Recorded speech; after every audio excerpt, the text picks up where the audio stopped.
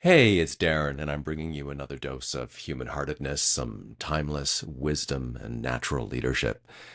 If you're someone who wants to make a real difference in the world, just know that your wisdom, leadership, and guidance are exactly what someone somewhere needs right now. So don't hold yourself back.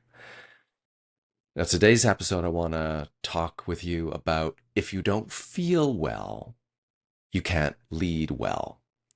Now, it's kind of ironic or serendipitous. I don't know. I've been fighting a little bit of the flu for the last few days, and I've wanted to record this episode for about 3 days. The first time I tried it, I couldn't. I wasn't effective. I wasn't efficient. I kept coming up against my own challenges in trying to record, second guessing myself, coughing, feeling like I look like crap in front of the camera, and all of those silly things.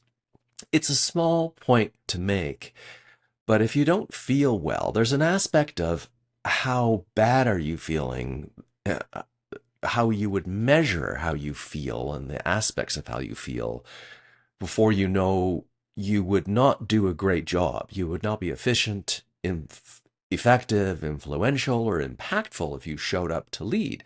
You might have to scale back. So the better you feel, the easier everything is in all things in life, right? Not just leadership. So this is part 2 connected to my last episode. It's about some supports for change leadership.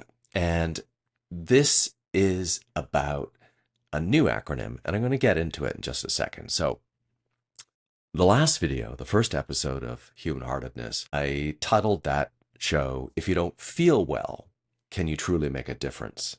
And if you remember, FEEL, F-E-E-L, is an acronym for freedom, energy, enthusiasm, and love. So thinking back to my example here of having been under the weather the last couple of days. Alternatively, if you feel great, it's going to have an empowering impact on your ability and your skill in making a difference. And of course, the better you feel, the easier it is to lead, right? What would be the core aspects that support how much influence and impact you could have, you will have when you show up to lead? Think about that for a second, because leadership is both how you lead yourself and how you lead others directly. It's going to be both, because if you're a change maker, a change leader, an advocate for something that you want to be the change for whatever it is you're working on, it's important that you take care of yourself first and you lead yourself in such a way that you are actively showing up and being that change. And that can have the effect of other people wanting to follow your lead. And if those people then come to you, well, then you are almost invited to how are you going to lead them? So LEAD for me is an acronym, L-E-A-D. L for love, E for empathy, A for actualization, and D for direction. That almost sounds like an old Sesame Street episode. So I want to take you through each one of these aspects of the acronym. And I'd love to hear in the comments, what do you think? Which one feels most impactful? Are you showing up in all of these areas? Are you challenged by one of them? So let's get to love. Love, I want to talk about from the frame of 3 things: acceptance, connection, and care. Now, first of all, I've already mentioned the acronym for FEEL, and do you remember that love is also part of that acronym, FEEL being freedom, energy, enthusiasm, and love. Love is pretty damn important, right? It's a human-hearted emotion. It's one that's expressed or felt in many ways, but I want to frame it within this context of acceptance and connection and care. And I have to shout out to my coach, Dax Moy, who shared this triad of acceptance, connection, and care with me. When we use any one of those words, if you are accepting of someone, if you are making a meaningful connection with someone, if you are receiving care or providing care to someone else, can we not call that love? Love is this four-letter word that means a lot of different things, right? And it's the most important emotion, perhaps, because it is the difference between us connecting and understanding and accepting other people versus polarization, putting people into boxes of they are not like us, or holding prejudice against another person, or worst case scenario, thinking them less than human. So how can you accept another person without some form of prejudice and connect with them unless you feel that crazy little thing called love? And this time I am not singing the tune, okay? When it comes to leadership, who's having the greatest impact as an influential leader in your life? And if it's not current, try and think in the last year, the last 2 years, who has shown up in your life? Who have you worked with? Was it a manager? Was it a coach? Was it a therapist? Was it a personal trainer? Was it a novelist, or someone who is an essayist or a journalist? Who has had the greatest impact on you from a leadership capacity? Who has made a difference in how you think, feel, act, and believe in yourself? And it could be that they've been working on your belief and your acceptance of yourself, but believe in yourself in the broadest context, in the sense of your abilities, your capabilities to show up, to share your leadership and guidance with someone else who needs it, and to make a difference. Now, here's the next question to think about. How would you describe the core emotion that supported their leadership? What emotional or feeling state were they embodying, coming from, imparting when they were leading? I'll give you a hint. It's probably love or acceptance or connection or care. Think of it now this way. Flip the switch. Flip the question. How do you lead from a place of love? How do you lead from a place of love? And what does that feel like when you lead from a place of love? This is why, if you haven't listened to my other episode, I would invite you to go back to it and listen to it, watch it, or just read the article. How does that feel? What is your sense and understanding of freedom, your level of energy, your enthusiasm for what you're doing, and the love you're feeling when you lead from love? See, there's this intersection of love again in both of these acronyms, but it's just so darn important. What does that look like to others? When you're leading from a place of love, have you had feedback? Have other people said, when you were in this role leading, when you were managing, when you were helping me with this, would they describe your leadership as evoking of, as creating and fostering and cultivating acceptance, connection, and care? And if not, why? What would be the characteristics or the feelings that were coming up? Is that something you would want to change? No right or wrong answer here. I'm just inviting you to look at this frame, this acronym for LEAD, and to see if it will help you think differently about the state in which you would like to feel and the other kinds of emotions or characteristics you would like to embody when you lead as a human-hearted, open-hearted leader. Okay, so that was love. The next part of the acronym for LEAD is empathy. Empathy is the emotional skill to understand what someone is feeling without over-identifying in that feeling. In other words, not getting lost in the emotions that that person is feeling, and then not being able to actually support that person in any capacity. Often, few words around empathy get confused or mixed up. Empathy, sympathy, and compassion are often confused. There's similarities in the feelings that are expressed with these three.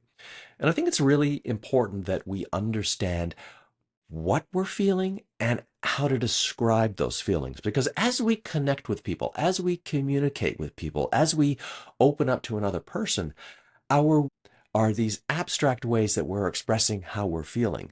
You can stand beside or be in someone's presence and you can get a sense of how they're feeling without any verbal communication. You can see them, you can see their facial expression, you can see their posture, right? But the words that come out of their mouth, if it's somehow not in alignment with what you're picking up on a sensory level, there's a disconnect, there's a discommunication there. So it's really important that we understand what these words mean, especially with respect to how effective, how influential, how impactful we can be as a leader. So I really appreciate Brene Brown's incredible book and her detailed descriptions and research that she did on the emotions or the states in which we find ourselves so that we can really cross communicate, so that other people can understand the state that we're in and that we can better understand the state that other people are in. So in her book, Atlas of the Human Heart, Mapping Meaningful Connection and the Language of Human Experience, Brene Brown writes that according to the research, and I'm going to quote here, empathy shows up as understanding what someone is feeling, not feeling it for them. I want to read that again. Empathy is understanding what someone is feeling, not feeling it for them. And continuing with what she wrote, if someone is feeling lonely, empathy doesn't require us to feel lonely, only to reach back into our own experience with loneliness so we can understand and connect. When we reach back into our experience of loneliness, we don't want to go into that feeling and be triggered by that experience, that memory of loneliness, but just to go, yes, empathy here in this sense is I can understand your experience of loneliness because I've experienced it in my own way. Now, when you're in a leadership role, you're not taking someone by the hand and trying to directly experience and feel their emotions. That would be a very ineffective way of leading. Now, this is something of a paradox, right? Because you need to maintain distance, but without disconnection. And remember that connection, acceptance, connection, and care are aspects of love, right? So we maintain distance without disconnection. And distance is that required space for you to be authentically yourself without losing yourself in the other person's feelings, but still being able to identify with what they're feeling through the memories of your own similar feelings. So empathy finally is a bridge to compassion. And if you can understand what the person is feeling without experiencing your physiological experience of that historical feeling, then you can practice compassion. And compassion is really important here. And Brene Brown describes this as, and I quote, compassion is the daily practice of recognizing and accepting our shared humanity so that we treat ourselves and others with loving kindness and we take action in the face of suffering. That's beautiful. This doesn't have to be a Mother Teresa or Dalai Lama moment for all of us. Those are individuals that dedicated their lives to a particular kind of practice. But, you know, taking action in the face of suffering. Suffering can have a broad meaning, from the greatest suffering we're witnessing in the world today to the suffering that someone is having because they came into the office or they came into a meeting with you and you could see something was wrong and you ask them what's going on because you're being empathetic and you're being compassionate, and they say they had a really bad sleep because they had a terrible argument with their partner the night before. It's not the end of the world for them, but it's throwing them off emotionally. So they are not feeling well. Remember that acronym for feel, right? So let's get into, there's two more parts to this acronym for LEAD. Actualization. Actualization, bringing ideas to light and reality. Think about this. Is there anything more powerful than bringing your ideas to life, than accomplishing your goals, than realizing your dreams, and then being able to celebrate those wins, that achievement with other people you love and who care about you? I mean, this is self-actualization at its greatest point, or transformation at its greatest point, when you go from this place of stuckness to being on the other side and finally seeing what it is you've been wanting for so long and bringing it to life. And I can tell you that as a coach, I get shivers when I think about particular experiences, like hair stands up on my arms in a very good way. One of the most powerful moments I will experience with a client and have experienced with clients is when they realize their potential. And not just the realization, but then when they start acting on that potential and their dream, and they finally bring it to the world. And it could be a small group of people. It could actually be the world. And they share that with others and they start seeing the results.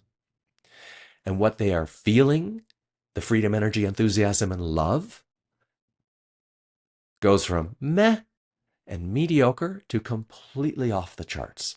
Life can change in an instant once all of the things that have been sticking you, holding you back, or blocking you have been resolved. There's all the work that needs to be done. And then once that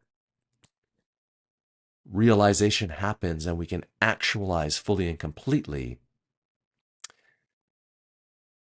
then we can feel at our absolute best. Then we can actualize the dream that we want to bring to life. So connected with actualization is an idea, what I believe is the definition of transformational leadership. Because what we're helping other people do is to actualize their ability as leaders, to show up, to inspire others in making a difference. Okay, as human-hearted leaders, we walk alongside or behind the person that we support or the people we support. We never walk out in front of them or stand above them. I know, it's a metaphor. Think about it. We walk alongside or behind. Because when people are led in a transformational way, you're not pulling them and you're not pushing them. And they're not following you like sheep. You are almost partnering with them in communion, connecting, understanding them, accepting them. Sometimes they will need you to walk behind, a few paces back, metaphorically, so that you can just observe and perhaps offer some guidance along the way, as if they were out in front, let's say in the jungle with one of those machetes chopping down the big vegetation that's in front of them to clear the path, but you're behind them with the map and you're telling them, okay, we keep going north for another 100 meters and then we'll reassess when we get to that point. Does that make sense? So when you lead well, those people you support are going to believe that they accomplish their goals and their dreams and their transformation all by themselves, almost naturally. And this reminds me of a verse from the Tao Te Ching, and I'll read it to you. The great leader speaks little. He or she never speaks carelessly. They work without self-interest and leave no trace. When all is finished, the people say, we did it ourselves. That's beautiful, isn't it? I think that doesn't mean that leadership is hands off. You're involved, but it's hands off in the sense of you're not pushing people and you're not pulling people. You're not forcibly, dogmatically, ideologically directing people in what they should do. You are inviting them, helping them get curious and bringing out the best of who they are. Finally, we get to direction, the last letter in the acronym for LEAD, direction, having a clear path, but the tools as well to stay on track. Now, again, one more verse from the Tao Te Ching, one of my favorites. A journey of 1,000 miles begins beneath the feet. So if you know where you stand, you can then get out the map, get out your pen, chart a course, use your GPS device, and take the first step on the right path. The right path meaning you know the direction, you have the coordinates, you've done all the work to be able to say this is the right path. And even if you go off course at some point along the way, you'll be able to get right back on track because you know the place from where you started. And as metaphorical and almost circular as that sounds, do you sense the truth of that? You've got to know where you stand, what you believe in, what you know is morally right, your code of conduct, your code of conduct, what you tolerate, what you won't tolerate, and the change that you want to be and you want to see in the world. And then one more thing. Your honesty and truth are found in the direction of your leadership. It's worth saying this again. Your honesty and truth are found in the direction of your leadership. How you lead yourself and how others follow your lead is demonstrative of the kind of person you are. And if you are sharing the kind of person you are, that's your truth. And if you're freely and vulnerably, I'm not even going to try and say that correctly right now. You are being honest because you're being forthright. You're not hiding who you are. There's nothing that you need to hold back. And truth and honesty are just two of the more, perhaps the most profound human qualities in leadership. And in turn, that invites the trust of others, right? If you show up as trustworthy and honest, others are going to give you their trust and they will allow you to guide them, not push them, not pull them, guide them to where they want to go. So remember, your wisdom, leadership, and guidance are precisely what someone somewhere needs right now. So don't hold yourself back. Thanks for watching. Thanks for listening. I'm Darren Stehle. Take good care.